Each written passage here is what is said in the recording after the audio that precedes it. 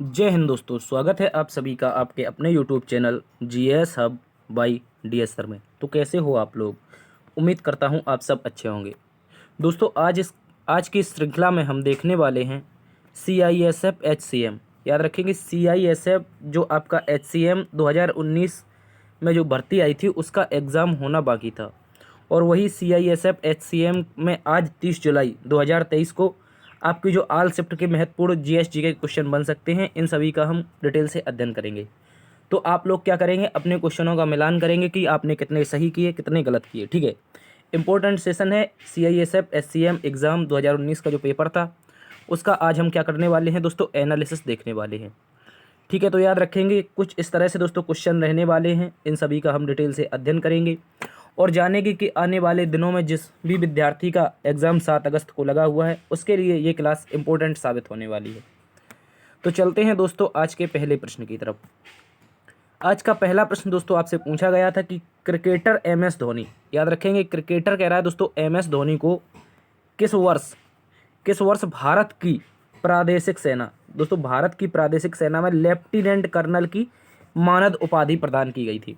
जो दोस्तों प्रादेशिक सेना होते हैं उसे कहते हैं दोस्तों टेरिटोरियल आर्मी। क्या कहते हैं? टेरिटोरियल आर्मी, जिसे हम TA शॉर्ट में कहते हैं। इसको याद रखेंगे। तो MS धोनी जो कि भारतीय टीम के पूर्व कप्तान थे, जो कि क्रिकेटर थे, और जब इन्होंने दोस्तों 2011 में विश्व कप जीत लिया था तो भारतीय आर्मी इनसे बहुत प्रसन्न हुई थी और इनका बचपन से सपना था कि ये आर्मी में जाएं। तो उसी कारण आर्मी के जो प्रादेशिक सेना की कोर होती है, यानी कि टेरिटोरियल आर्मी की जो कोर होती है, उसमें दोस्तों इनको लेफ्टिनेंट कर्नल की मानद उपाधि प्रदान की गई थी। ठीक है, तो कब मिली थी दोस्तों? जब इन्होंने 2011 का विश्व कप जीता था। ठीक है, तो इसका राइट आंसर हो जाएगा आपका 2011 में धोनी को क्या मिली थी? लेफ्टिनेंट कर्नल की मानद उपाधि मिली थी। इसके अतिरिक्त दोस्तों याद रखेंगे जो धोनी है, धोनी ने 2007 में अपनी कप्तानी में T20 विश्व कप जितवाया था। उसके अलावा 2011 में आपको वनडे विश्व कप जितवाया था। इसके अलावा दोस्तों 2013 में MS धोनी की ही कप्तानी में भारतीय टीम ने चैंपियन ट्रॉफी जीती थी। ठीक है, इंपॉर्टेंट क्वेश्चन है, इसको भी आप लोग अच्छे से याद रखेंगे। चलते हैं अगले प्रश्न की तरफ। अगला प्रश्न दोस्तों आपसे पूछा गया था भूदान आंदोलन किसके द्वारा शुरू किया गया था? इंपॉर्टेंट है, याद रखेंगे। इसकी चर्चा हमने कल भी की थी। तो ये क्वेश्चन आपका हो जाएगा विनोबा भावे। क्या हो जाएगा? इस क्वेश्चन का आंसर हो जाएगा दोस्तों विनोबा भावे ने क्या चलाया था? भूदान आंदोलन चलाया था, जो कि 1952-53 में आंध्र प्रदेश में चलाया गया था। ठीक है, इसको भी आप लोग अच्छे से याद रखेंगे। दोस्तों अगर बात करें भूदान आंदोलन की तो विनोबा भावे ने चलाया था, जबकि बाल गंगाधर तिलक का नारा था कि स्वराज मेरा जन्मसिद्ध अधिकार है और मैं इसे लेकर रहूँगा। क्या था? याद रखेंगे, स्वराज मेरा जन्मसिद्ध अधिकार है। ठीक है, मैं इसे लेकर रहूँगा। महात्मा गांधी का नारा था दोस्तों करो या मरो। क्या नाम था इनका जो नारा था, इसके नारे का नाम था गांधी जी के करो या मरो। ठीक है, करो या मरो इंपॉर्टेंट है, याद रखेंगे। 1942 के आंदोलन में दिया था। एक और दोस्तों इनका नारा था, इसका नाम था हे राम। क्या नाम था? हे राम नारा दोस्तों किसने दिया? ये भी गांधी जी का था। ठीक है, लाल बहादुर शास्त्री का एक नारा था जिसका नाम था जय जवान जय किसान। क्या नाम था? जय जवान, याद रखेंगे, जय जवान और जय किसान। ठीक है, जय जवान जय किसान। और ये जो दोस्तों लाल बहादुर शास्त्री ने नारा दिया था, ये आपका 1965 में भारत पाकिस्तान के युद्ध में दिया था, क्योंकि उस समय भारत की सेना के पास खाने के लिए भोजन नहीं था। किसानों ने अपने हिस्से का भोजन जवानों को दिया था, तो जवानों ने देश की रक्षा की थी। ठीक है, तो भूदान आंदोलन का राइट आंसर हो जाएगा दोस्तों विनोबा भावे। और विनोबा भावे आपके पहले व्यक्तिगत सत्याग्रही भी रह चुके हैं। अगला प्रश्न दोस्तों आपसे पूछ रहा था निम्नलिखित, क्या पूछ रहा था? याद रखेंगे, निम्नलिखित में से कौन सा चावल यानी कि धान पश्चिम बंगाल में उगाया जाता है? इंपॉर्टेंट क्वेश्चन है, याद रखेंगे। पश्चिम बंगाल है जो आपका दोस्तों वेस्ट बंगाल है, यहाँ की जो CM है दोस्तों, इनके बारे में याद रखेंगे, ये आपकी ममता बनर्जी है। ठीक है, कौन है? याद रखेंगे, ममता बनर्जी। इसको भी आप लोग अच्छे से याद रखेंगे। ठीक है, और यहाँ के अगर राज्यपाल की बात की जाए दोस्तों, यहाँ पर बदलते रहते हैं, लेकिन वर्तमान में CB आनंद बोस हैं। कौन है दोस्तों? यहाँ पर CB आनंद बोस वर्तमान में राज्यपाल हैं।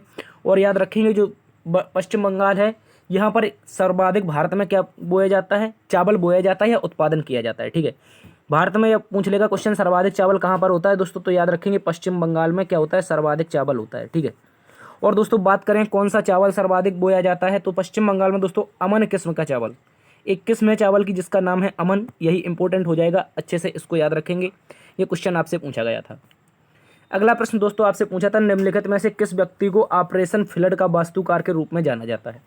तो दोस्तों ऑपरेशन फ्लड की बात की जाए, ये किससे संबंधित था? ये दोस्तों था आपका दूध क्रांति से। ठीक है, दूध या फिर इसी को दोस्तों कहते हैं श्वेत क्रांति। क्या कहते हैं? श्वेत क्रांति। इससे संबंधित था आपका ऑपरेशन फ्लड। और बात करेंगे दोस्तों श्वेत क्रांति को यानी कि ऑपरेशन फ्लड को चलाया किसने था, तो व्यक्ति थे दोस्तों वर्गीज कुरियन। ठीक है, भारत के एक प्रसिद्ध व्यक्ति रहे हैं वर्गीज कुरियन। इनके द्वारा दोस्तों अमूल की स्थापना की जाती है। किसकी? अमूल की स्थापना की जाती है। और भारत को दूध युक्त बनाने के लिए इन्होंने अथक प्रयास किए थे। ठीक है, तो श्वेत क्रांति का जनक या ऑपरेशन फ्लड का वास्तुकार के रूप में वर्गीज कुरियन को जाना जाता है। ठीक है, इसके अतिरिक्त दोस्तों याद रखेंगे यहाँ पर ऑप्शन में दे रखा है, तो इसका राइट आंसर वर्गीज कुरियन हो जाएगा। जबकि एम.एस. स्वामीनाथन की बात की जाए तो दोस्तों इनको क्या कहते हैं? हरित क्रांति का पिता कहते हैं। किसका कहते हैं? जो हरित क्रांति है दोस्तों, इसका पिता कैसे कहते हैं? एम.एस. स्वामीनाथन को कहते हैं। मोरारजी देसाई की बात की जाए तो दोस्तों याद रखेंगे भारत के एकमात्र ऐसे व्यक्ति हैं जिन्हें भारत और पाकिस्तान दोनों देशों का सर्वोच्च सम्मान दिया जा चुका है। और इसके अलावा मोरारजी देसाई के सरकार में एक प्रसिद्ध संविधान संशोधन है 44वां संविधान संशोधन। ठीक है, इसको भी याद रखेंगे। जो कि संपत्ति का जो अधिकार था आपका ये पहले मौलिक अधिकार हुआ करता था। ठीक है, संपत्ति का जो राइट था ये आपका पहले मौलिक अधिकार हुआ था, लेकिन इन्होंने हटा करके क्या कर दिया? इसको कानूनी अधिकार बना दिया था। ठीक है, ये आपका 44वां संविधान संशोधन था। इसके बाद जब ये कानूनी बन जाता है तो अनुच्छेद 300 काम में आ जाता है। ठीक है, अगर दोस्तों बात करें सरदार वल्लभ भाई पटेल की तो दोस्तों इनको जाना जाता है लौह पुरुष के रूप में। किसके रूप में दोस्तों? याद रखेंगे लौह पुरुष के रूप में। ठीक है, और दोस्तों इन्हें भारत का बिस्मार्क की भी कहा जाता है। क्या कहा जाता है? भारत का बिस्मार्क। ये भी याद रखेंगे दोस्तों, जिस प्रकार बिस्मार्क ने जर्मनी का एकीकरण किया था उसी प्रकार दोस्तों सरदार वल्लभ भाई पटेल ने भारत का एकीकरण किया था। ठीक है, तो इसका राइट आंसर वर्गीज कुरियन हो जाएगा, जो कि ऑपरेशन फ्लड के वास्तुकार हैं। अगला प्रश्न दोस्तों आपसे पूछा था कि ओजोन सांद्रता मापने के लिए डैश का प्रयोग किया जाता है। ठीक है, आमतौर पर जो ओजोन की सांद्रता होती है दोस्तों वो आपकी डॉप्सन में मापी जाती है। किसमें? डॉप्सन यूनिट में मापी जाती है। ठीक है, जबकि वोल्ट मीटर की बात करें तो दोस्तों ये तो विभवांतर का मात्रक होता है। किसका? विभवांतर का अगर क्वेश्चन पूछ लेगा मात्रक क्या है दोस्तों तो वोल्ट मीटर हो जाएगा। जबकि ओजोन की सांद्रता की बात की जाए तो दोस्तों जो आपकी O3 होती है, ओजोन का जो फॉर्मूला होता है O3 होता है और इसकी सांद्रता आपकी डॉप्सन यूनिट में मापी जाती है। ठीक है, इसको याद रखेंगे। ओजोन जो परत है दोस्तों ये आपकी समताप मंडल में स्थित है। ठीक है, समताप मंडल में, ये आसान क्वेश्चन है, इसको भी याद रखेंगे, एग्जामिनर पूछ लेता है। और समताप मंडल में आपके क्या उड़ते हैं दोस्तों? वायुयान उड़ते हैं। ठीक है, वायुयान उड़ते हैं, इसको भी याद रखेंगे। चलते हैं अगले प्रश्न की तरफ। अगला प्रश्न दोस्तों आपसे कह रहा था इंजेक्शन या हाइपोडर्मिक नीडल से जुड़ी चिकित्सा की प्रतिक्रिया के आधार पर जब आपको डर लगता है तो इसे क्या कहते हैं? ठीक है, जिस प्रकार डॉक्टर आपको इंजेक्शन लगाने जाता है तो उस समय हमको एक डर फील होता है और उसी डर को दोस्तों क्या कहते हैं? ये क्वेश्चन आपसे पूछा है, तो याद रखेंगे इसका राइट आंसर हो जाएगा दोस्तों ट्रपोनोफोबिया। क्या हो जाएगा? ट्रपोनोफोबिया इसका राइट आंसर हो जाएगा। इंपॉर्टेंट है, याद रखेंगे। अगर दोस्तों बात करें हाइड्रोफोबिया की तो ये होता है दोस्तों पानी से डर लगना। ठीक है, किससे?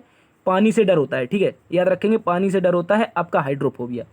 ठीक है, अगर मम्मी से डर लगे तो मम्मी फोबिया याद रखेंगे। ठीक है, इसके अतिरिक्त बात करें दोस्तों हम किसकी? पानी से डर जब हमको लगता है तो इसका कारण होता है हमको जब रेबीज रोग हो जाता है। क्या हो जाता है? रेबीज हो जाता है। और दोस्तों जो रेबीज होता है ये आपका कुत्ता, ठीक है, कुत्ता के अलावा बिल्ली, ठीक है, बिल्ली के अलावा दोस्तों बंदर, इन तीनों जानवरों के काटने से आपको रेबीज हो सकता है और रेबीज के कारण आपको पानी से डर लगेगा और यही घटना पानी के डर की आपकी हाइड्रोफोबिया कहलाती है। ठीक है, जबकि हमको जब सुई से डर लगता है, डॉक्टर के इंजेक्शन से डर लगता है दोस्तों उसको ट्रपोनोफोबिया कहते हैं। ठीक है, चलते हैं अगले प्रश्न की तरफ। अगला प्रश्न दोस्तों आपसे कह रहा था भारतीय दंड संहिता की यानी कि आईपीसी इंडियन पीनल कोड की कौन सी धारा संगरोध शासन की अवज्ञा से संबंधित है? तो दोस्तों बात की जाए अगर संगरोध शासन की अवज्ञा की तो जो आपकी धारा, जो आपकी इंडियन पीनल कोड की जो धारा है आईपीसी धारा 271 के तहत जो आपकी संगरोध अवज्ञा है इसके बारे में चर्चा की गई है। ठीक है, तो संगरोध अवज्ञा आपकी आईपीसी की जो इंडियन पीनल कोड की धारा है 271 है। इंपॉर्टेंट है, याद रखेंगे। अगला प्रश्न दोस्तों आपसे कह रहा था प्रधानमंत्री सुरक्षा बीमा योजना PMSBY के तहत वार्षिक प्रीमियम 1 अप्रैल 2020 की स्थिति के अनुसार के भुगतान में भारत को की जाने वाली राशि क्या है? इस तरह से क्वेश्चन था तो दोस्तों इसको याद रखेंगे। जो आपकी प्रधानमंत्री सुरक्षा बीमा योजना है ये इंपॉर्टेंट है दोस्तों और ये आपकी चली थी 9 मई 2015 को। कब चली थी दोस्तों ये योजना? प्रधानमंत्री सुरक्षा बीमा योजना 9 मई 2015 को चलती है, याद रखेंगे। ठीक है, और इसी के साथ दोस्तों यदि आप भारत सरकार को 12 रुपये प्रति वर्ष देंगे, यदि दोस्तों आप 12 रुपये प्रति वर्ष देंगे तो आपको 2 लाख रुपए का बीमा मिलेगा। कितना?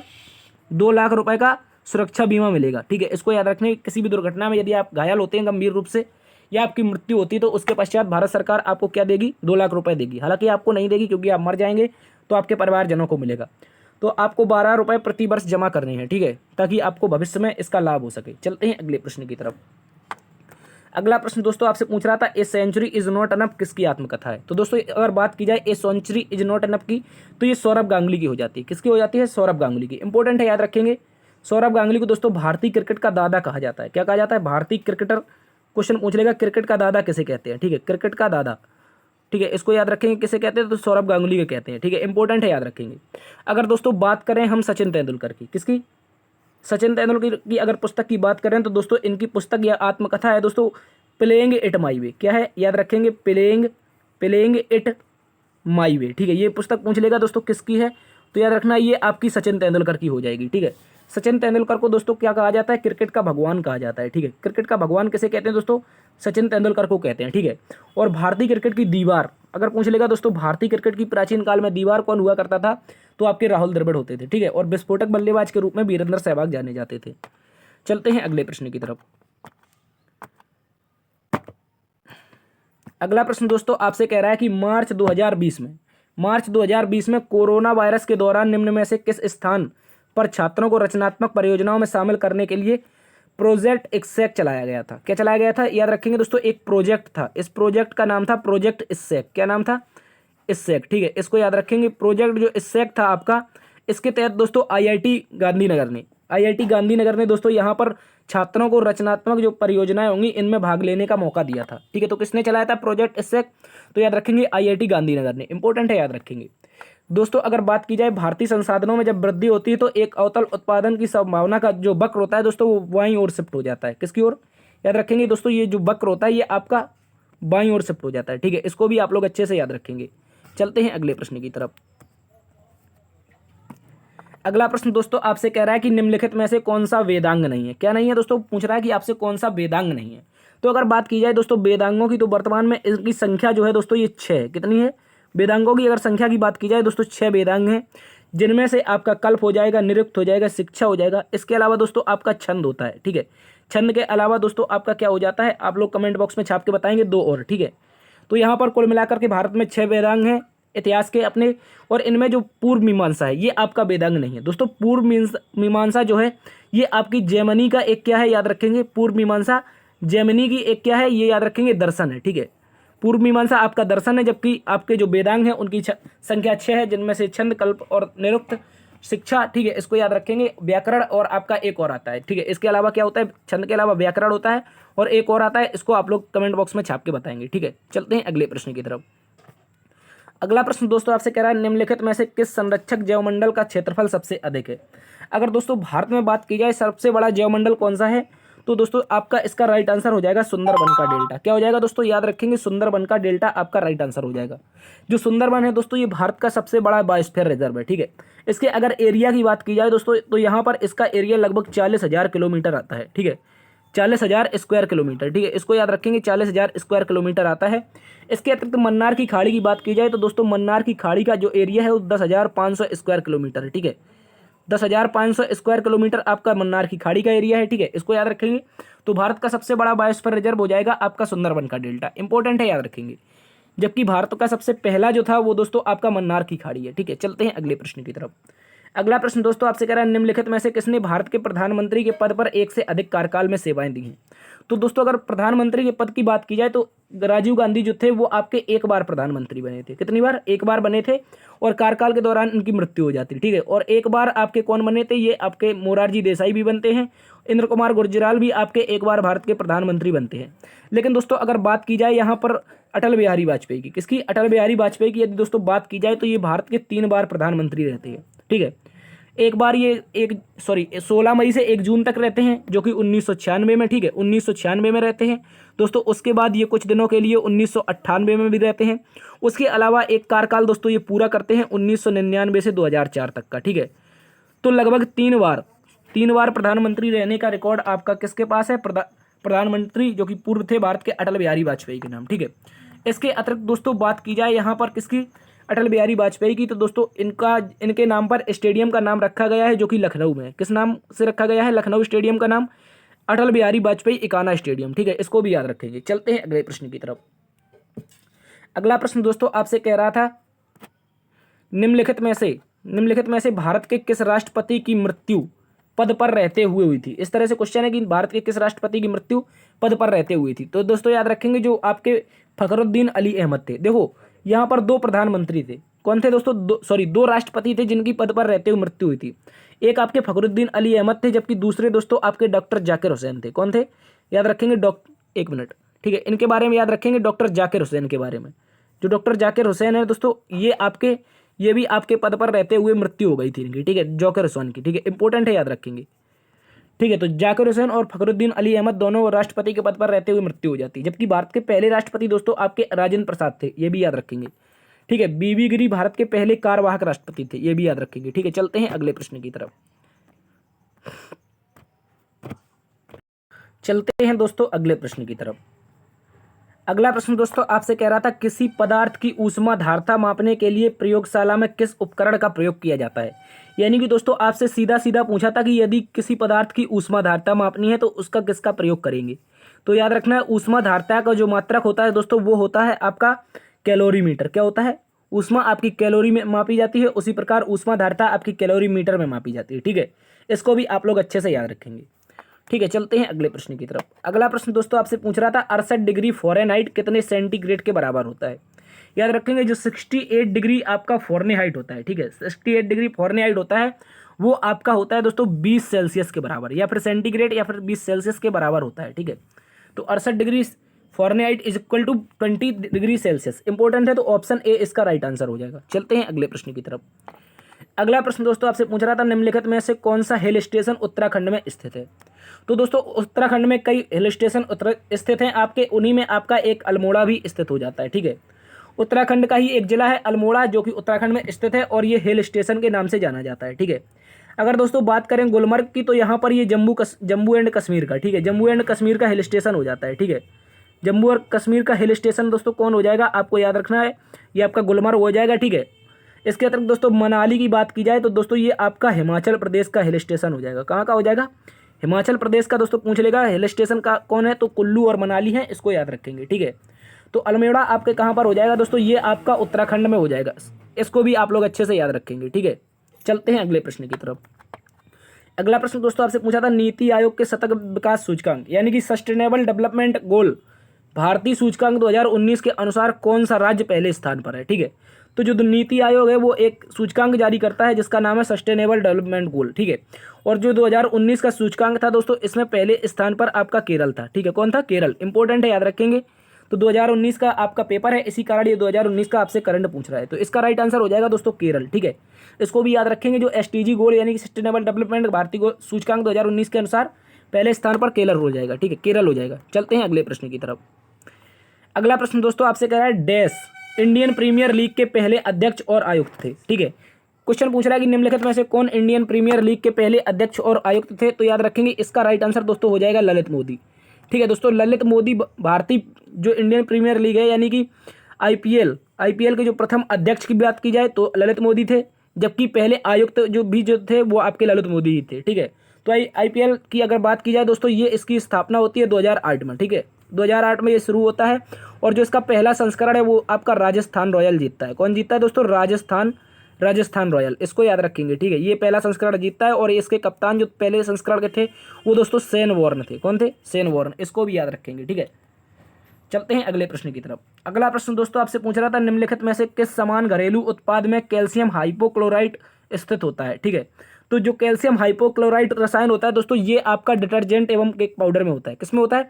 जो आपका डिटर्जेंट होता है यानी कि निरमा पाउडर होता है, और आपका घड़ी साबुन वगैरह जो आप यूज करते हैं, साबुन रेन घड़ी जो भी है, ठीक है, उनमें आपका हाइपोक्लोराइट होता है, जिसके कारण क्या होता है, दाग आपके साफ हो जाते हैं। ठीक है, इसको भी याद रखेंगे। चलते हैं अगले प्रश्न की तरफ। अगला प्रश्न दोस्तों आपसे पूछा था, एक बेसबॉल में कितने टाके होते हैं। तो बात की जाए एक बेसबॉल की दोस्तों, तो इसमें 108 टाके होते हैं। इंपॉर्टेंट है। और बेसबॉल की बात की जाए तो दोस्तों ये यूएसए का राष्ट्रीय खेल है। कहाँ का? यूएसए का राष्ट्रीय खेल है, इसको याद रखेंगे। ठीक है, इसके अतिरिक्त जो बेसबॉल है दोस्तों, इसमें 9 खिलाड़ी भाग लेते हैं। कितने खिलाड़ी? याद रखेंगे, 9 खिलाड़ी भाग लेते हैं दोस्तों, और 108 इसमें टॉके होती हैं। ठीक है, इंपॉर्टेंट है, अच्छे से याद रखेंगे।